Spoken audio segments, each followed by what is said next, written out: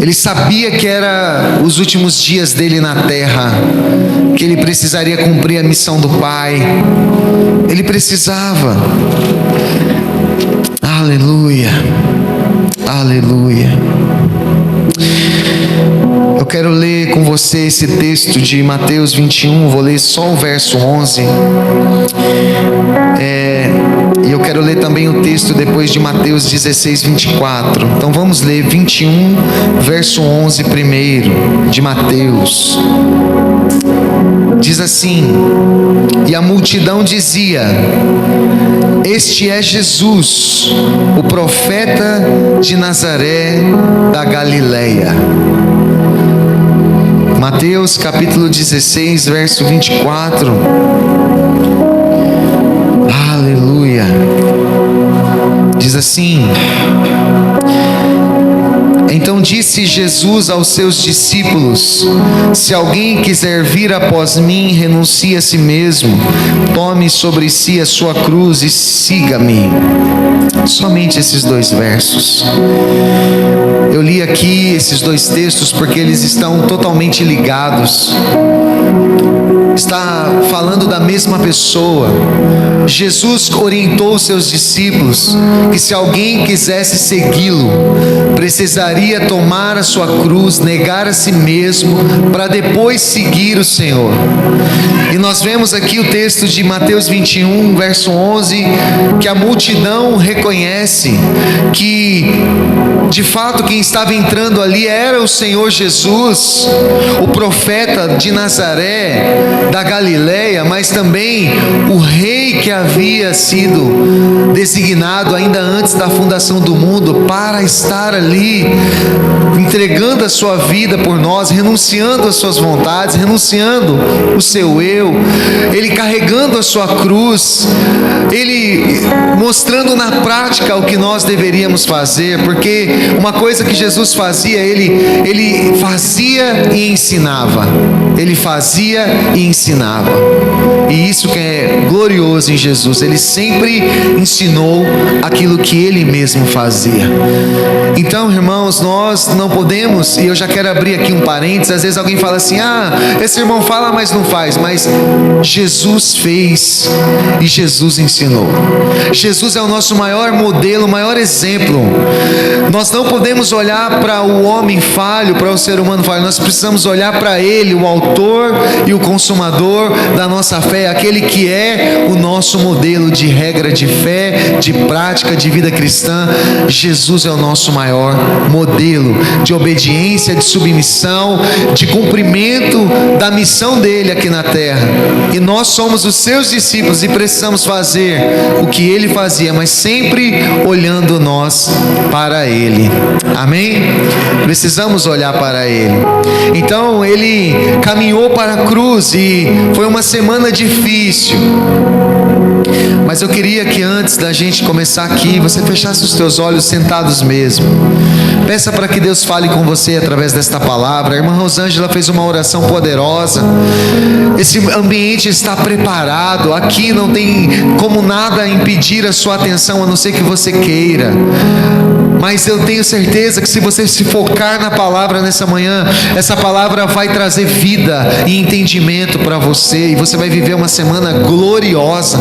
Talvez você vai se encaixar nessa palavra, e essa palavra ela vai trazer esclarecimento, luz, entendimento, e você vai compreender por que acontece tantas coisas com você, porque de fato você tem um modelo, e esse modelo é Jesus. E se ele passou, nós também vamos passar, mas também se ele venceu, nós vamos vencer. Se ele também, aleluia, de alguma forma passou pelos momentos difíceis, nós vamos passar e nós vamos glorificar a Deus.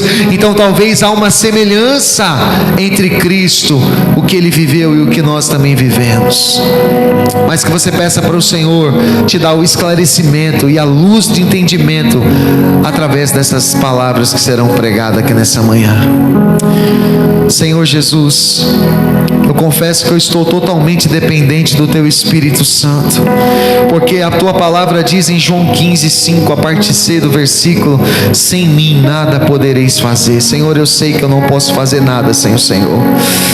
Uma questão, Senhor, de fé e de obediência e de rendição, ó Pai, é o que define a nossa vida no Teu altar. Então nós estamos aqui totalmente entregues. Meu Deus, eu me comprometo a falar tudo aquilo que o Senhor tem colocado ao nosso coração e derramar a Sua igreja. Meu Deus, que os corações estejam abertos, as mentes estejam cativas ao Senhor agora. Todo pensamento paralelo, toda distração, que o Senhor cesse nesta manhã e que cada vida possa receber a boa semente da palavra de Deus e possa frutificar de uma maneira tão preciosa, e o Teu nome seja glorificado, Senhor. Enquanto pessoas estão aqui nessa manhã, enquanto vidas estão aqui recebendo a mensagem da palavra, enquanto a irmã Cida está lá dando aula para as crianças, enquanto as crianças estão sendo ministradas, enquanto cada um de nós estamos sendo ministrados, vai visitando a nossa casa, vai visitando nossos parentes, vai visitando nossos filhos, vai visitando, Senhor, ó Pai, os pais, as mães, os compadres, comadre, toda a parentela, vai visitando, Senhor, agora, e que o Senhor venha guardar o coração de cada um, e que o Espírito Santo possa habitar e convencer, e tão somente direcionar as vidas para o centro da Tua vontade. Pai, nós oramos, e nós que estamos aqui, sejamos impactados com esta palavra,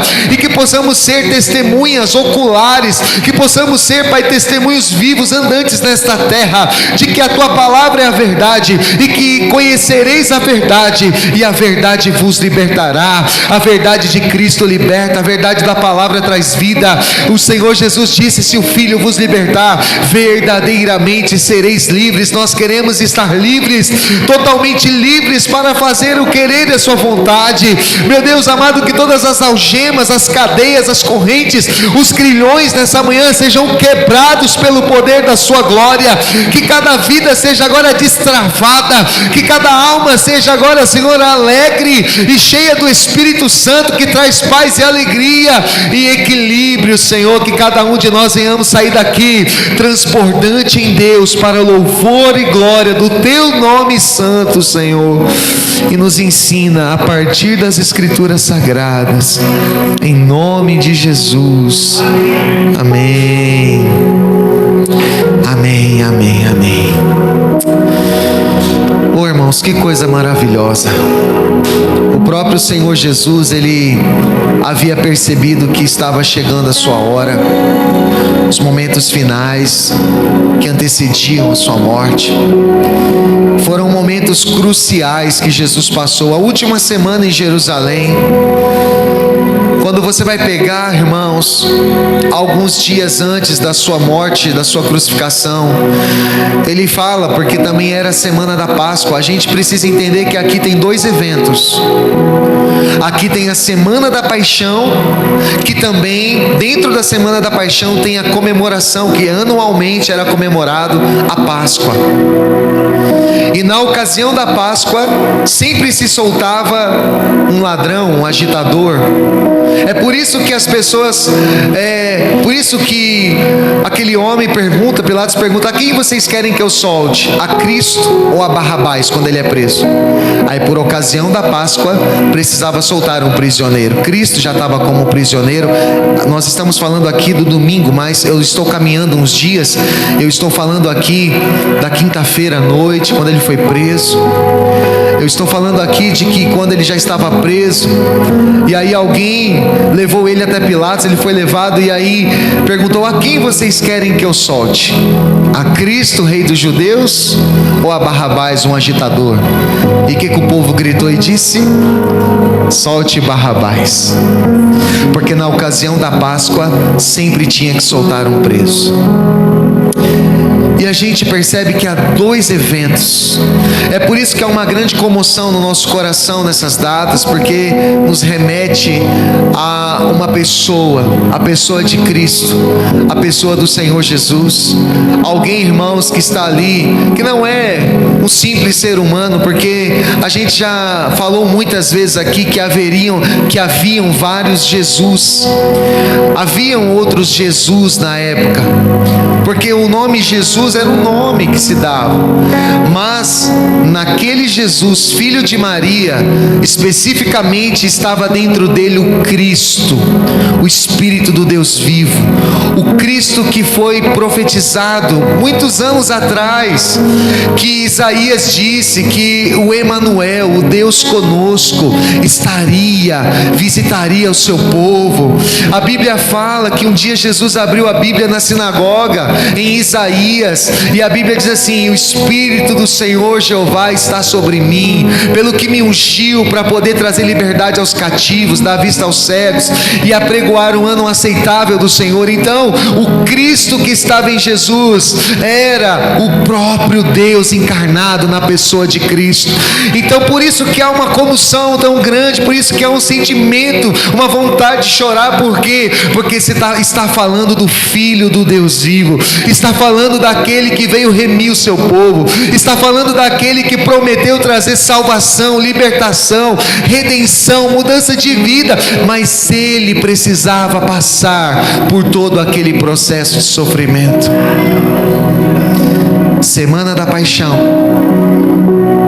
e também o evento da Páscoa, a Semana Santa,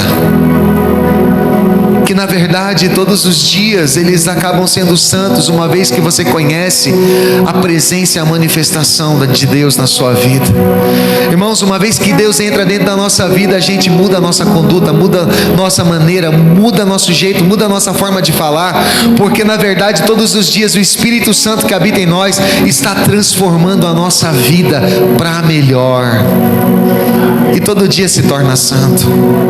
Mas quando nós olhamos para esse texto, nós vamos perceber que Jesus, ele já havia também percebido que estava chegando a hora dele partir, dele entregar sua vida, dele morrer por todos nós. E a palavra de Deus diz em João 12, 23, que ele fala assim: é chegada a minha hora. Quando nós olhamos para a palavra de Deus, ele tomou atitudes decisivas.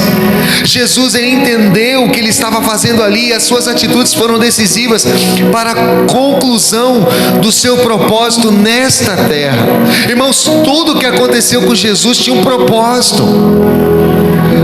Não era para a gente ficar com pena dele. O propósito de Jesus morrer não foi para que a gente pudesse só ficar chorando, achando que Jesus está pendurado no madeiro. Não.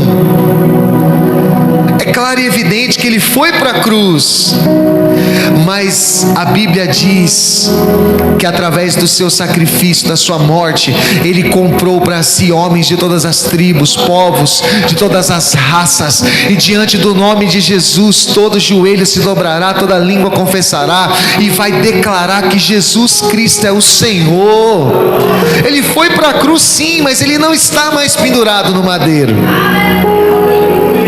Ele não está mais lá, com aquele olhar triste, caído, não.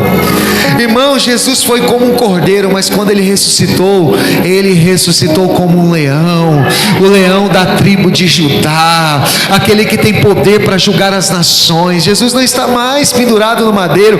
Isso de fato aconteceu na Semana da Paixão, numa sexta-feira, às 3 horas da tarde. Jesus expirou, entregou o seu espírito ao Pai, mas a Bíblia diz que no domingo, no terceiro dia, ele ressuscitou, está vivo à direita de Deus Pai, intercede por nós. Até hoje ele intercede por nós. Então eu estou dizendo isso para você entender que ele não é um coitadinho, mas ele precisou ir à cruz. A última semana de Jesus foi marcada na terra por momentos cruciais. Aleluia! Quando nós olhamos, Jesus sabia que enfrentaria aleluia, a cruz, e cada passo ele enfrentaria a cruz, iria à cruz, e cada passo que ele estava dando, cada instante o aproximava mais daquele momento que ele precisava passar. Então eu quero refletir com você nessa manhã, irmãos, sobre essa história tão bela, aleluia, sobre os fatos principais da última semana de Jesus aqui nessa terra, aleluia, contando a sua entrada triunfal em Jerusalém, domingo de Ramos, como hoje, até a sua crucificação, e cada detalhe nós queremos podemos dedicar aqui para a honra e para a glória do Senhor Jesus e para aprendizado nosso nessa manhã. Então nós vamos refletir sobre isso. Aleluia. Também respeitamos versões diferentes, respeitamos outras vertentes, mas a Bíblia tem a sua autenticidade. A Bíblia diz que toda a palavra de Deus é inspirada, é apta para exortar, para redarguir, para instruir em justiça. A palavra de Deus é inspirada por Deus. Só entrou na palavra de Deus o que o Espírito Santo quis que entrasse. Ah, pastor, mas foi homens que escreveu a Bíblia. Mas foram homens cheios do Espírito Santo, que só é possível entender a Bíblia quando você ora e quando você busca a orientação do Espírito Santo. Irmão, a Bíblia não é um livro comum. Se você pegar a Bíblia para ler como um livro comum, ela vai se tornar apenas um livro histórico. Mas quando você pega a Bíblia para ler como um livro espiritual, que nos ensina, que nos dá vida, que nos dá direção, que nos dá um norte, essas palavras vão tornar vivas dentro de você a vida de Deus para te conduzir à vida eterna, porque essa palavra foi inspirada pelo Senhor Deus. Aleluia, aleluia. Nós estamos nos baseando aqui, irmãos, essa caminhada da cruz, nós vamos nos basear sobre o capítulo 1 de Mateus, e o objetivo aqui é aprender sobre 8 decisões que podem mudar a nossa vida, e aprender sobre esta caminhada para a cruz, porque na verdade, irmãos, a Bíblia diz em Lucas 9:23, que dia a dia nós devemos tomar a nossa cruz, dia após dia. Eu quero perguntar algo aqui para você. Você já teve uma semana difícil em algum momento da sua vida, sim ou não? Eu acredito que todos nós já tivemos semanas difíceis, né? E Jesus, ele vai ter uma semana a mais difícil da sua vida. Eu gosto tanto de Jesus, irmãos, porque ele se identifica conosco como seres humanos. Tudo que Jesus passou, ele nos dá um ensinamento de que nós também vamos passar, e da mesma forma que ele suportou, ele também nos ensina que nós vamos suportar. Isso que é maravilhoso. A Bíblia não isenta a gente de sofrimento. A Bíblia fala assim: se você passar pelo fogo, a chama não vai arder em você. Se você passar pelas águas, elas não vão te afogar. Se você passar, ou seja, não é que não vamos passar, mas se passarmos, ele promete passar comigo e com você e estar conosco em cada situação difícil na nossa vida. Não apenas numa semana difícil, mas todos os dias difíceis. Se você chamar por ele, ele vai passar com você. A Bíblia diz que o justo sofre, e quando ele ora e clama a Deus, o Senhor o responde e o livra de todas as suas aflições. A Bíblia diz: muitas são as aflições do justo, mas o Senhor o livra de todas elas. Então nós passamos por aflições. É natural que a vida do cristão passe por aflições. E aí, quando nós olhamos para a palavra de Deus, Jesus teve uma semana muito difícil, assim como eu e você já tivemos ou estamos passando por momentos difíceis. Aqui nesse texto e nesse momento, né, nós vamos refletir, como eu disse aqui, sobre 8 dias de Jesus na terra, sobre 8 dias que, na verdade, tornaram melhor a nossa vida, porque todo o ensinamento foi baseado ao sofrimento de Cristo. Cristo sofreu e ele nos ensinou muito com tudo isso. Nós vamos começar pela entrada triunfal em Jerusalém. Nós lemos aqui esse texto, Mateus 21, verso 1. É bem verdade que do verso 1 até o verso 11 vai falar sobre a entrada dele em Jerusalém, a caminhada dele ali naquele lugar. Irmão, Jesus, num domingo como esse, ele entrou ali em Israel, em Jerusalém, melhor dizendo. E quando nós olhamos para a palavra de Deus, todos nós, assim como aquelas pessoas receberam Jesus, assim como aquelas pessoas acolheram Jesus para entrar em Jerusalém, todo ser humano precisa receber Jesus em seu coração, precisa receber Jesus na sua vida. Quando nós olhamos, irmãos, é preciso tomar uma primeira decisão, e a primeira delas é receber a Jesus na nossa vida. Porque sem Jesus, como diz a letra que o padre canta, sem Jesus não somos nada. Nada somos sem Jesus.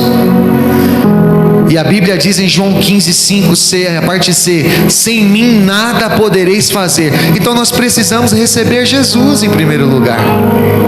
A palavra de Deus nos ensina que no domingo anterior à ressurreição de Jesus, ele entrou em Jerusalém e foi recebido, e foi acolhido, e foi tomado. A Bíblia diz que Jesus, ele foi recebido com a aclamação do povo como rei por vários momentos. Outros momentos ele já tinha passado por Jerusalém, mas desta vez ele foi para cumprir o seu propósito. Ele foi para cumprir aquilo que ele veio fazer nesse lugar. Ele veio para assumir o senhorio sobre o povo de Deus. Ele precisava ir à cruz para tomar para si todos os povos, línguas e raças e ser senhor de todas estas pessoas que ele estaria morrendo por elas, e isso inclui a minha vida, a tua vida. Todos nós fomos alcançados pela morte de Jesus na cruz do Calvário. Você pode dizer amém? Todos nós fomos alcançados, todos nós. Este momento nos ensina sobre as necessidades, ou talvez a única necessidade maior de receber Jesus como nosso Senhor e Salvador da nossa vida. Romanos 10:9 vai dizer que nós precisamos crer com o nosso coração, confessar com a nossa boca que Jesus ressuscitou dentre os mortos e recebê-lo como Senhor da nossa vida, então nós seremos salvos. Há uma necessidade de fazer essas confissões, confessando Ele com os nossos lábios, como diz Filipenses 2:10. Que nessa manhã, meu irmão, minha irmã, nós possamos decidir, em primeiro lugar, abrir o nosso coração e receber a Jesus como Senhor da nossa vida. Receber a Jesus como Senhor da nossa vida não implica em muitas coisas, porque às vezes eu posso dizer assim: mas eu tenho Jesus no meu coração, mas o meu coração está cheio de ódio, o meu coração está cheio de maldades, o meu coração está rancoroso, eu tenho raiva do meu irmão, às vezes eu firo o meu irmão, às vezes eu chamo o nome, falo palavrão, eu faço tantas coisas, e a gente diz assim: mas Jesus está no meu coração. Irmãos, vamos refletir uma coisa aqui que é verdadeira. Se de fato Jesus habita no nosso coração, o nosso coração não pode haver espaço para intriga, para rancor, para raiva, para ódio, para mentira, para engano, para chamar nome, para falar palavrão. Nosso coração não pode ter essas coisas, porque se o nosso coração de fato é do Senhor, tudo que há em nós tem que glorificar o seu santo nome. A boca fala do que o coração está cheio. Se eu falar muito sobre coisas ruins, é porque eu estou me alimentando só de coisas ruins e negativas, e automaticamente eu fico com um semblante triste. Por quê? Porque a Bíblia diz que um coração alegre aformoseia o rosto, e eu preciso carregar Jesus e deixar Ele ser o Senhor do meu coração. Eu não posso dizer da boca para fora: mas Jesus é o Senhor do meu coração, o meu coração é de Deus. Eu posso dizer isso da boca para fora, mas eu posso não ter nada de Deus em mim. E o fato é que se eu tenho Jesus no meu coração, se eu recebi Ele no meu coração, se Ele é Senhor da minha vida, se Ele domina as minhas ações, se Ele é o primeiro do meu coração, a minha vida muda, as minhas palavras mudam, o meu comportamento muda. Às vezes alguém diz assim: mas Jesus só quer o coração. Irmãos, não é bem assim. Ele olha o coração, Ele atenta para os pensamentos e a intenção do coração do homem, mas na verdade Jesus te quer por inteiro. Alguém já disse que Ele não é açougueiro para querer só o coração, mas Ele te quer por inteiro.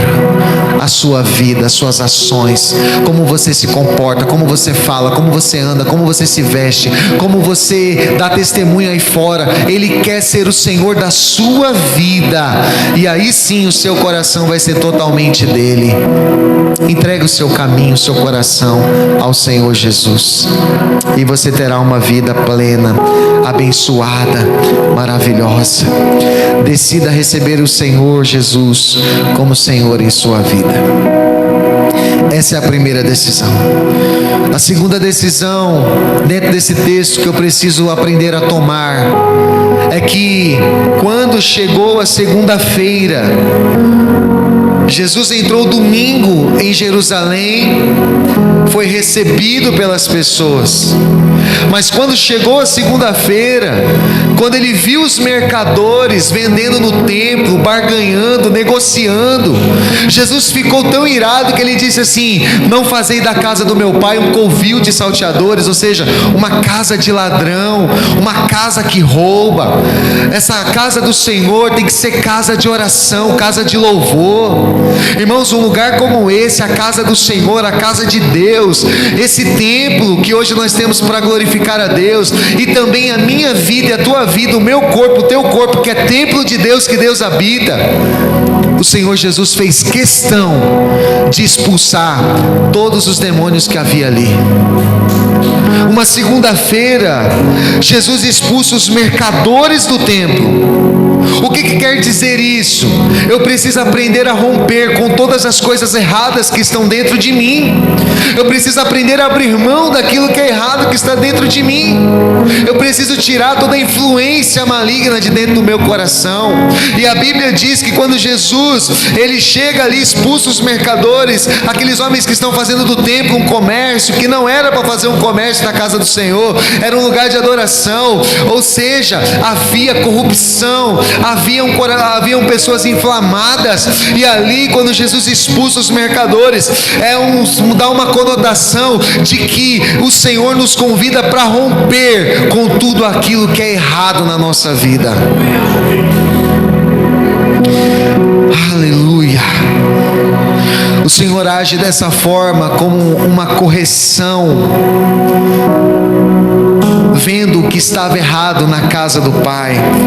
Por muitas vezes, desde a sua mocidade, ele já tinha entrado no templo.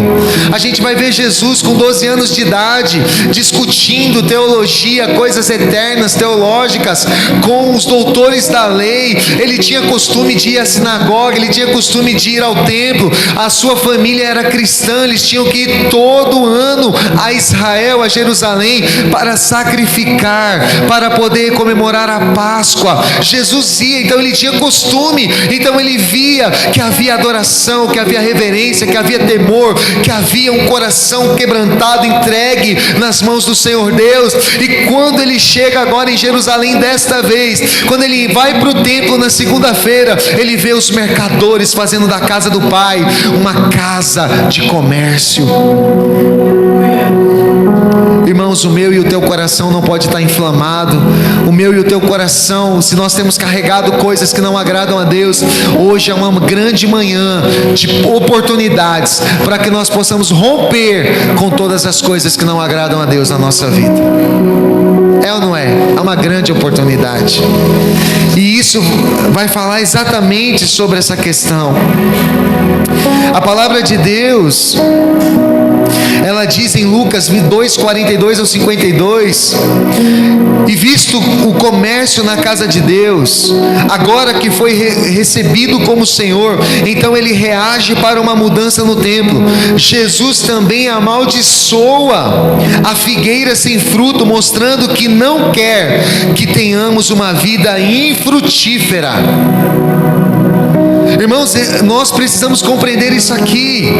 Se nós não começarmos a mudar a nossa conduta e frutificar para Deus, nós vamos nos tornar pessoas secas, pessoas como árvores secas que não frutificam, e nós não vamos cumprir o nosso propósito. E o Senhor, Ele vai requerer de nós, e se Ele olhar para nós e não ver frutos de arrependimento, frutos de justiça, com um novo comportamento, com uma vida no teu altar, a Bíblia diz que Ele mesmo vai colocar como uma palha para ser queimado, e Ele vai separar o joio do trigo. Isso dá uma conotação de separar aquele que faz as coisas certas, aquele que age corretamente, aquele que faz não porque ele merece, não porque ele é digno, mas porque ele entendeu que uma vida cristã na presença de Deus precisa ser vivida de uma maneira correta.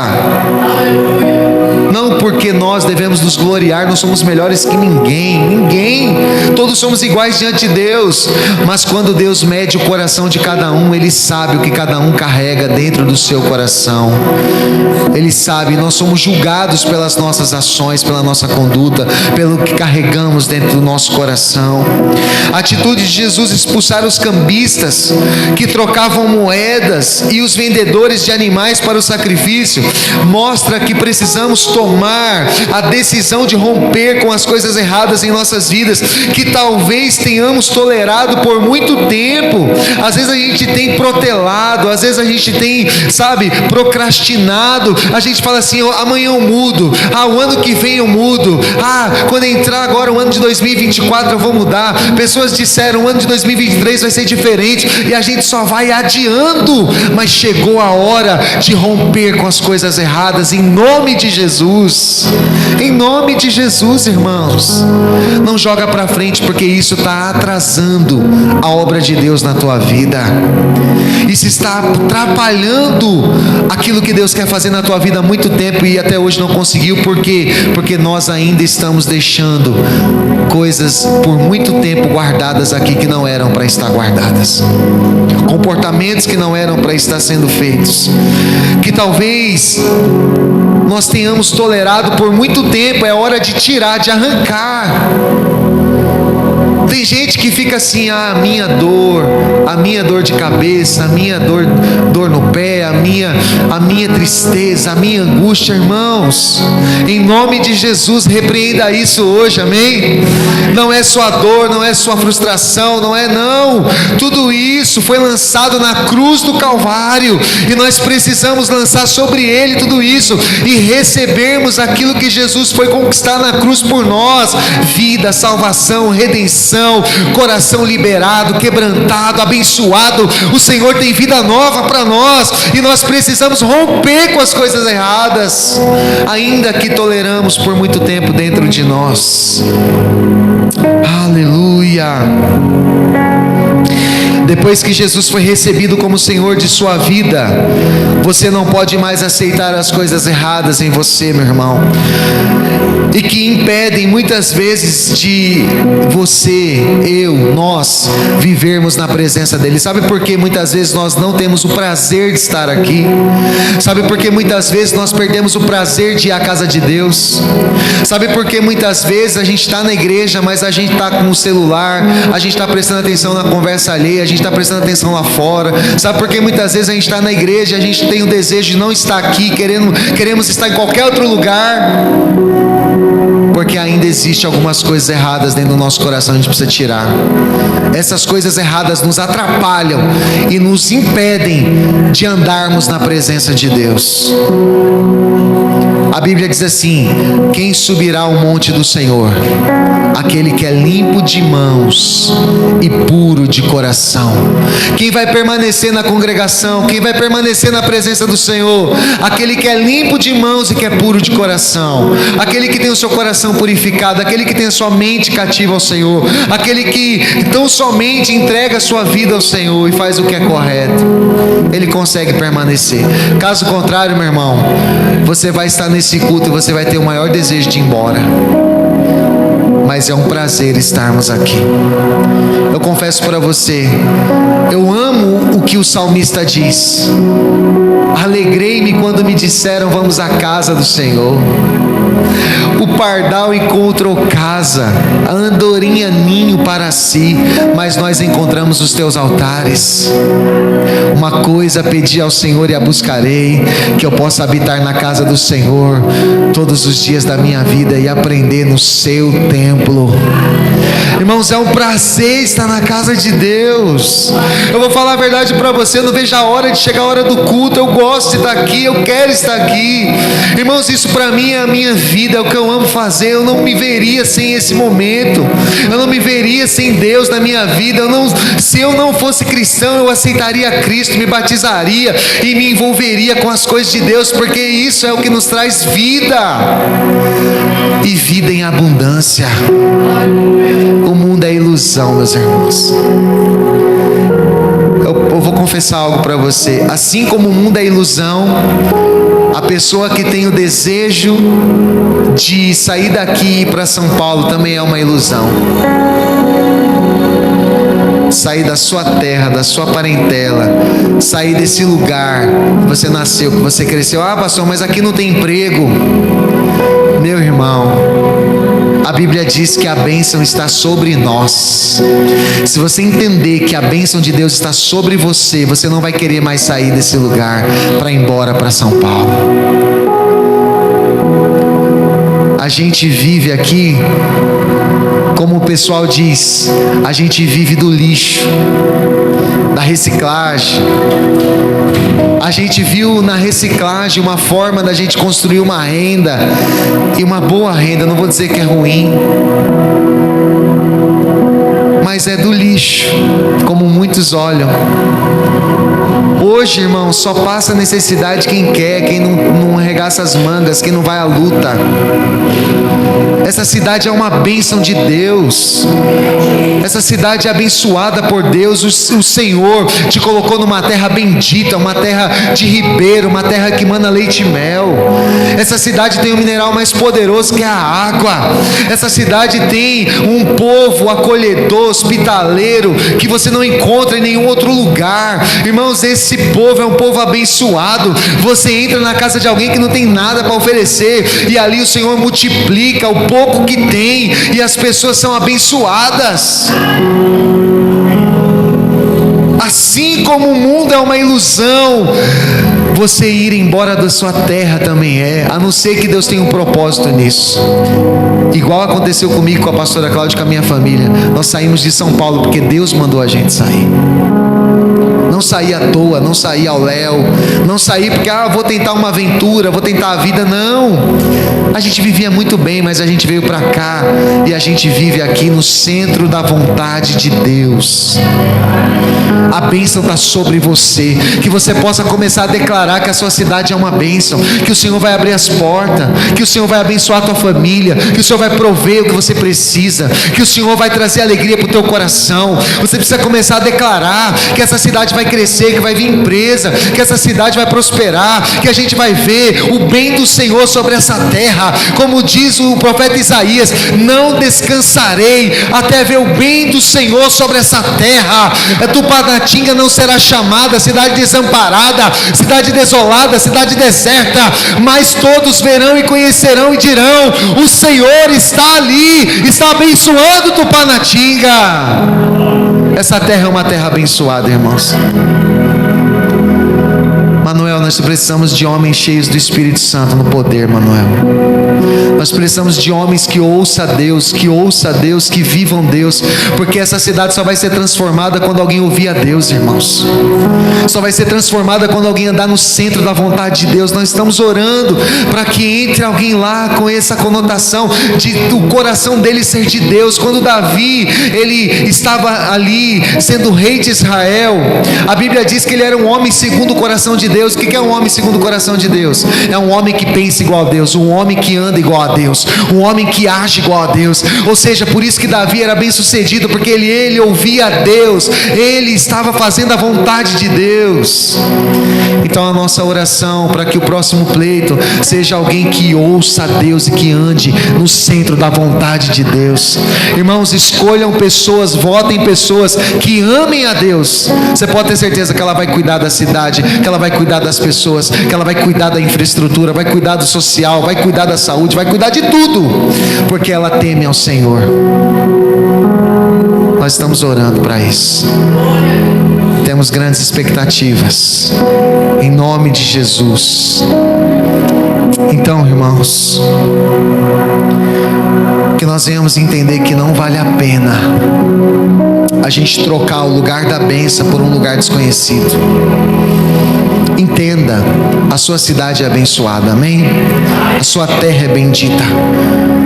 Quando eu olho para a vida de José, a Bíblia diz que José fez ele crescer na sua terra de aflição e fez ele esquecer do seu passado de sofrimento. Irmãos, Deus está nos dando uma palavra aqui hoje, eu queria que você recebesse. Eu sei que a cidade do Tupanatinga já viveu seca, eu sei que a cidade do Tupanatinga já viveu momentos muito piores do que hoje. Mas eu tenho uma palavra para você. Você pode levantar a mão? Eu quero declarar algo sobre a tua vida a partir de hoje. O Senhor vai te fazer esquecer do teu passado de sofrimento. Meus pais não me entendiam, meus pais me batiam, meus pais eram ignorantes. O Senhor vai te fazer esquecer do teu passado de sofrimento. Essa cidade nunca me deu oportunidade, essa cidade não cresce. O Senhor vai te fazer esquecer do seu passado de sofrimento. Essa cidade eu não vejo oportunidades. Deus vai te fazer crescer na terra da sua aflição. Essa cidade não vejo expectativa.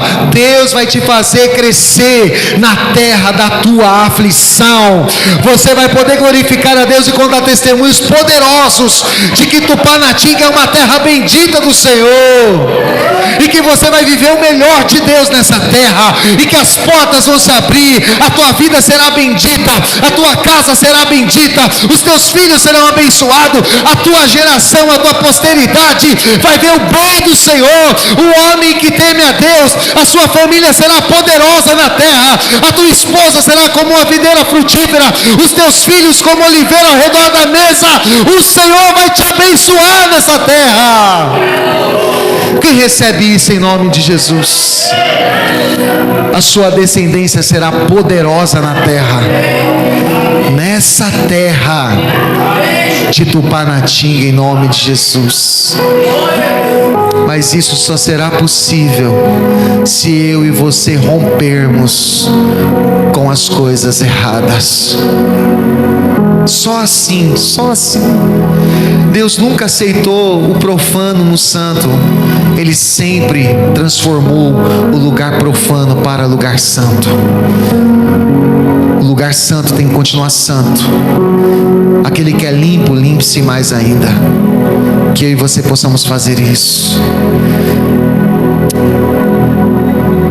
Uma outra decisão que precisamos aprender e tomar é a decisão de aprender mais a palavra de Deus. Na terça-feira, Jesus se dedica a seus seguidores para ensinar sobre a palavra de Deus. Haviam vários assuntos que precisava saber a respeito do Messias. Os religiosos questionavam a autoridade de Jesus. A Bíblia diz em Mateus 21, 23 ao 27, que nesse momento especial, Jesus revela o seu propósito com clareza, explicando detalhes, explicando cada detalhe do que ele iria passar, viver, o que ele era para os seus discípulos. Jesus não nos deixa no escuro, ele sempre revela os detalhes daquilo que ele veio fazer. Está tudo registrado na palavra de Deus, vida, obra, o que Jesus veio fazer nessa terra, está tudo registrado. Ele não deixou aqueles homens no escuro. Ele falou, foi neste momento que ele falou sobre a sua morte com mais precisão, bem como explicou sobre a segunda vinda e o julgamento final em Mateus 25, no sermão profético de Mateus 24, além de prometer o Consolador, que é o Espírito Santo, em João 14 a 16. Ele sempre deu detalhes do que iria acontecer. Depois de receber a Cristo como Senhor e limpar a nossa vida das coisas erradas, meus irmãos, eu e você precisamos procurar aprender mais sobre a palavra de Deus. Precisamos aprender mais sobre esse Jesus maravilhoso, que é o alimento que precisamos para viver espiritualmente. Sem o conhecimento das Escrituras, nós nunca vamos conseguir saber o que precisamos sobre a pessoa de Jesus Cristo. Aí sempre a gente vai querer dizer assim: eu acho que é isso, eu penso que é isso, mas eu acho que é assim, eu acho que é assim. Você já viu pessoas assim? Eu acho. Não é o que a gente acha, é o que a Bíblia diz. Eu acho isso errado, eu acho que não pode. E o que a Bíblia diz? Nós precisamos aprender a caminhar pela palavra, irmãos. O está escrito, se está escrito, devemos viver e cumprir o que está escrito. Não é andar por aquilo que nós achamos. Que eu e você venhamos tomar a decisão de estudar mais a palavra de Deus. Uma outra decisão que precisamos tomar, não vou falar de todas aqui. Nós precisamos confiar mais em Deus. Pastor, mas eu confio em Deus. Confie mais. Pastor, tem alguém da minha família que está em estágio terminal no hospital. O médico falou que não tem mais jeito, só voltar para casa e esperar morrer. Você conseguiria confiar em Deus ainda nessa circunstância? O confiar em Deus, irmãos, é quando não temos mais saída, é quando não há mais o que fazer. Confiar em Deus não é só naquilo que a gente pode fazer. O que a gente pode fazer, a gente faz. Mas confiar em Deus é aquilo que não está mais no nosso alcance. É você confiar e confiar mais em Deus. É você entender que tudo é possível àquele que crê, e que Ele é poderoso para fazer muito mais do que pedimos ou pensamos, pelo seu poder que opera em nós. Confiar mais.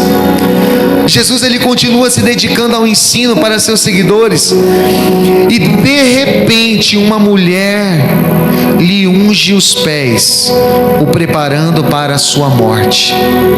Está registrado em Mateus 26, do verso 6 ao 13. Também acontece um fato especial, que foi a combinação entre Judas e os religiosos judeus para atrair Jesus, trair o Salvador e levar ele a uma emboscada. Jesus, em sua onisciência divina, Ele já sabia que tudo isso estava acontecendo e conhecia o propósito de Deus. Acima de todas as coisas, Jesus sabia que Ele tinha ido para morrer. Ele precisava cumprir a sua missão.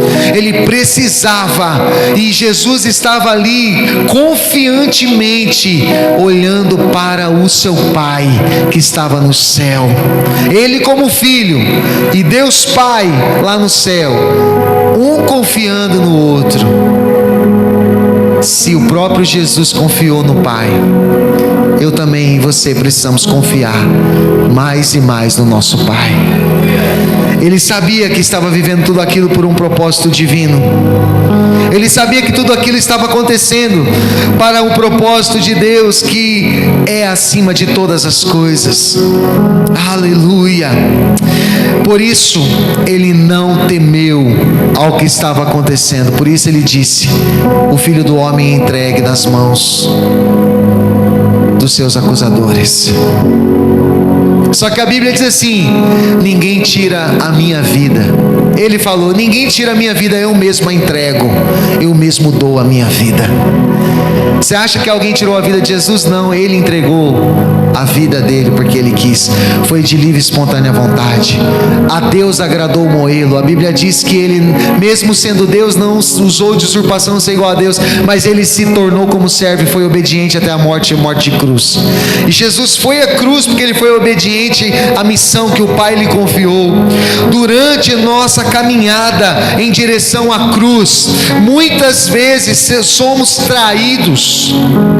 Muitas vezes seremos traídos, porque quando você entende que você precisa viver para Deus, vai aparecer traidores, vai aparecer pessoas que vão te abandonar à beira do caminho, vai aparecer pessoas que vão te apunhalar pelas costas, vai aparecer pessoas que vão dizer que estão com você, mas na verdade vão te trair na primeira oportunidade. Você, quando você vai caminhando em direção à cruz, muitas coisas podem acontecer. Só que você não vai sofrer muito, sabe por quê? Porque você já está sendo crucificado com Cristo. Você está caminhando para a crucificação do seu eu, das suas vontades. Já não é mais a sua vontade que impera, mas é a vontade de Deus. O morrer para Deus já aconteceu e agora você está andando segundo a vontade de Deus. Então você já é um homem morto para suas paixões, para os seus desejos, para as suas vontades. Então você não se ofende mais quando alguém te apunhala, você não liga, você fala: Jesus, o Senhor está vendo, eu estou indo em direção ao Senhor, eu estou crucificando as minhas vontades todo dia. Quando alguém te abandona, quando alguém te fere, quando alguém fala algo que você não gosta, você está caminhando, levando a sua cruz, porque você já não é mais aquele que faz a tua vontade, mas você vive para fazer a vontade de Deus, e a cruz é o lugar que a gente precisa estar. Não vamos nos ofender mais com nada. Você sabia que uma pessoa que está morta para todo o seu eu, ela é uma semente para a unidade? Uma pessoa que morre para suas vontades, ela não liga se alguém abandona, se alguém fere, se alguém maltrata. Ela sente, todo mundo sente, mas isso não vai ser impedimento para você buscar Deus. Isso não vai ser impedimento para você se render a Cristo. Isso não vai te atrapalhar e vai fazer com que você abandone a igreja, abandone a fé, abandone Cristo. Isso vai te levar cada vez mais perto do seu propósito de viver a vontade de Deus. Um homem que morreu por seus desejos, irmão, não importa o que vão fazer com ele. O apóstolo Paulo disse uma palavra muito poderosa. Ele falou assim: eu já estou crucificado com Cristo. Já não vivo mais eu, mas Cristo vive em mim. As coisas velhas se passaram, tudo se fez novo. Ele já está crucificado, o que mais poderia lhe acontecer? Só que da mesma sorte que a gente está crucificado com Cristo, quando Ele ressuscitar, nós também ressuscitaremos com Ele. Todas as bênçãos adjacentes da salvação através da cruz de Cristo, nós recebemos por causa que nós também estamos crucificando o nosso eu, as nossas vontades. Quando você vê alguém que abandona a igreja, abandona Deus, abandona sua missão, abandona seu propósito, é porque é um ser humano que ainda não crucificou a si mesmo, mas ainda é alguém que se ofende com qualquer coisa. Nós, como cristãos genuínos, não podemos nos ofender por qualquer coisa, e muito menos por uma coisa muito grande, porque nós sabemos que o nosso destino já está traçado por aquele que sempre nos amou. A Bíblia diz no Salmo 139 que Ele escreveu no seu livro todos os nossos dias. Ele já contou toda a nossa vida. Você sabia que já tem uma biografia sua escrita por Deus? Por isso que quando você acordar, você tem que falar assim: Senhor, me deixa viver o que o Senhor tem para mim hoje, porque o Senhor já escreveu no seu livro sobre todos os meus dias nessa terra.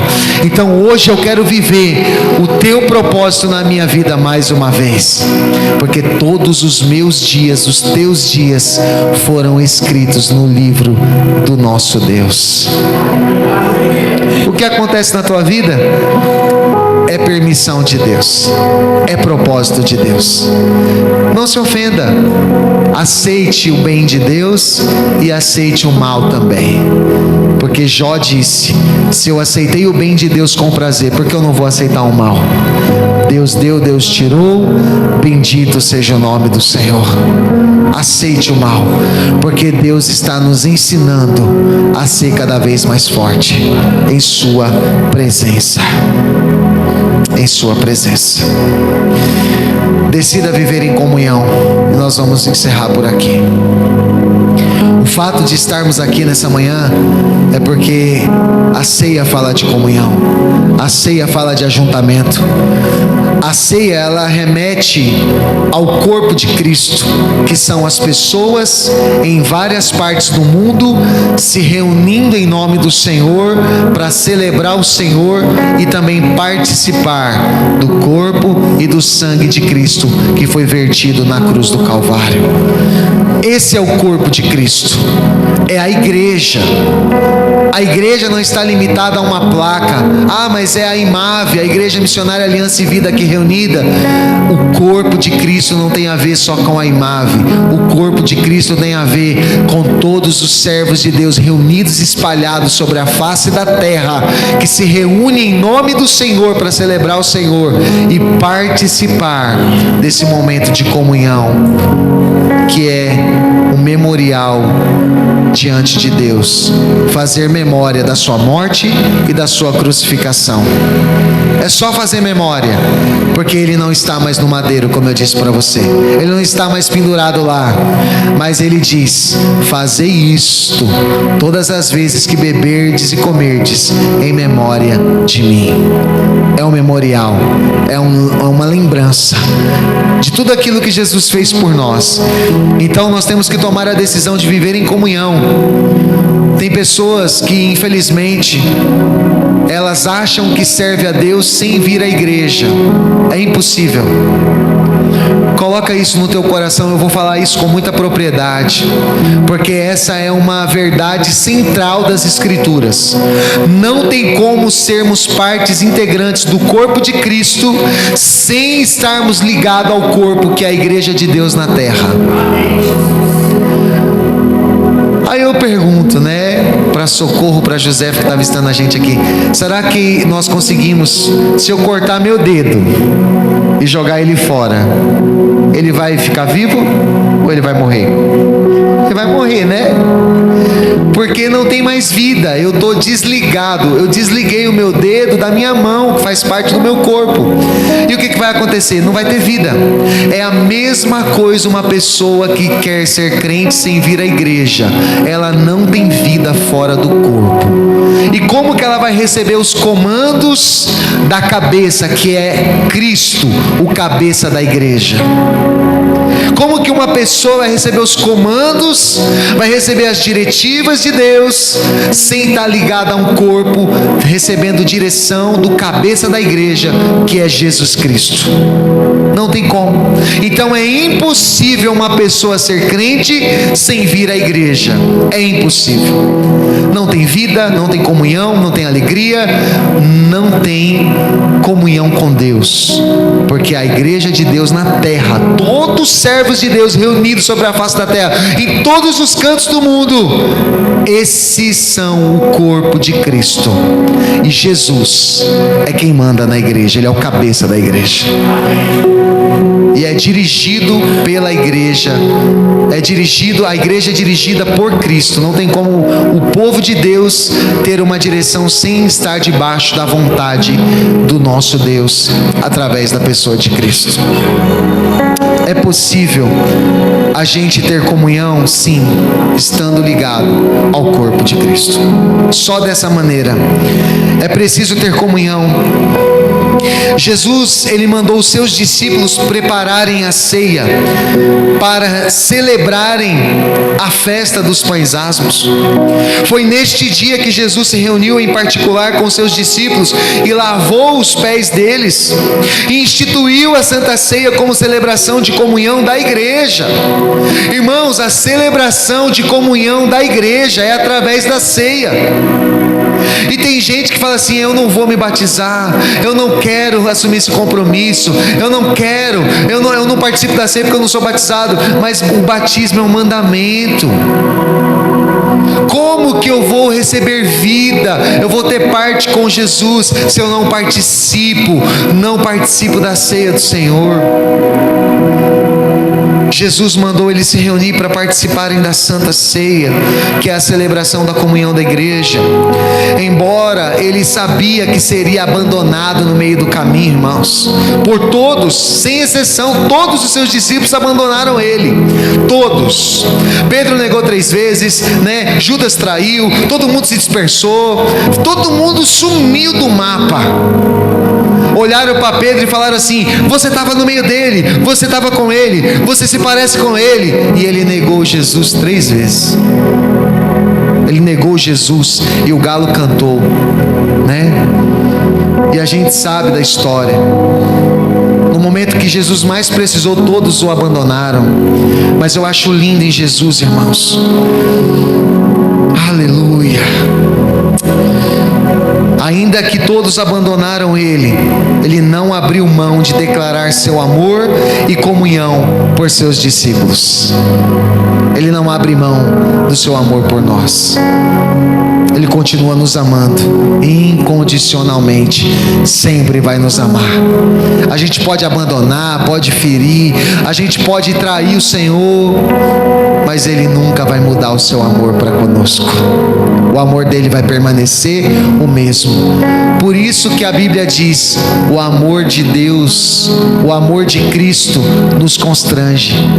Nos constrange porque Ele nos ama tanto que não consegue negar o seu amor por nós, ainda que a gente negue o nosso amor e a nossa devoção e a nossa lealdade a Ele. Ele não muda. Ele não muda. Jesus também tirou um tempo maior de oração para a sua comunhão mais íntima com o Pai. Uma decisão que precisamos tomar é a de viver em comunhão com Deus e com o nosso próximo. Como eu digo assim: eu amo a Deus, mas odeio o meu irmão. Eu amo a Deus, não pastor, eu amo a Deus. Deus olha é tudo para mim, mas quando olha para o irmão, odeia o irmão.